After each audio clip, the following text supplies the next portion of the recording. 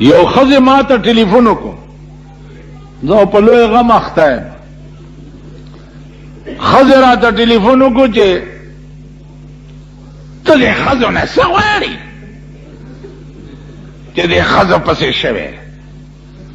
مالخوړې زه خو تې څه نه غواړم، ما نه پرېږدي. دا حق بیان نه کم نو د قیامت په ورځ به قرآن زما مری ته لاس اچوي که نه به اچوي؟ که زه ظالم ته ظالم ونه ویم نو د قیامت په ورځ به قرآن زما مری ته لاس اچوي که نه به اچوي؟ چې ما ته قرآن ویلی دی چې د ښځو دا حکم دی او هغه زه ونه ویم نو قرآن به زما په مری کې زولنې اچوي او ما به جهنم ته بوزي که نه به مې بوزي. زه مجبور یم.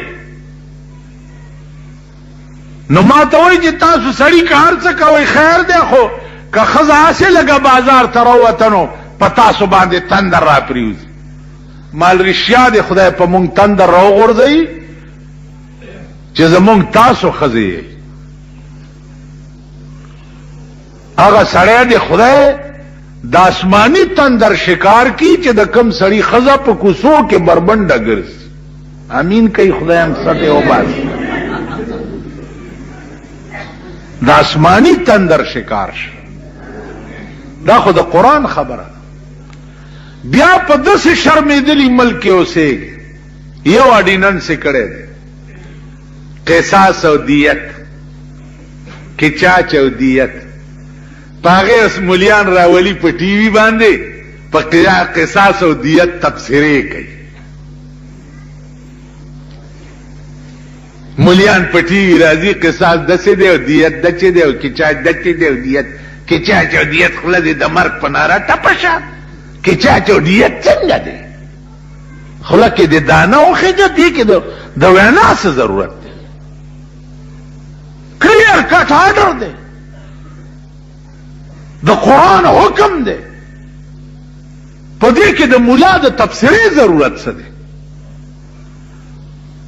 او بیا هغه تالی سټ او درباریان ملیان پې راولي چې کوم د خان د خولې نوکران.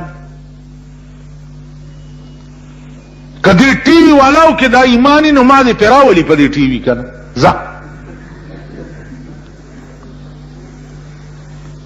ما دې راولي پې باندې چې قصاص او دیت باندې زه ورته تبصره وکړم. دوی خو دې نږدې ماته راشي، نږدې نه راځي.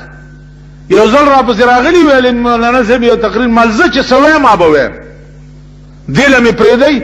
وایي دا نه که نه مونږ به لیکلي درکړو. مال ښه د خر لیکلي به زه پړاوم په ټي وي کې، ته به لیکلي راکړې. زه چې څه وایم ما به وایم. ویل نو ته به څه مال زه به یې نیسم د نواز شریف نه بیا راونیسم تر یو بابو پورې. دا ټول تاریخ به بیان کړم. بیا به د دې خلکو تاریخ بیان کم چې دا په کوم ملک تاسو د اسلام نوم لئ. تاسو په دې ملک چې امریکې نه ویلي اسلام راوستی شي. لغوندې امداد یې در باندې بند کړی دی، لغوندې امداد امریکې بند کړی دی. نو دفترو کې م ریډکشن یې شروع کړی، سړي وباسئ لګیا یې د نوکرونه چې د ماما امداد بند دی. نو ته خو د پندو خرې نه پیټې وړی شي او نه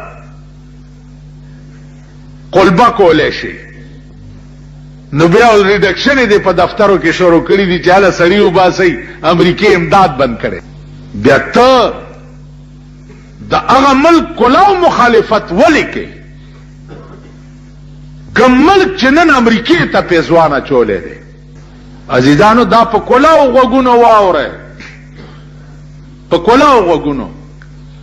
امریکې لوی سازش دا دی چې اسلامي قوت ختمی، اسلامي طاقت ختمی.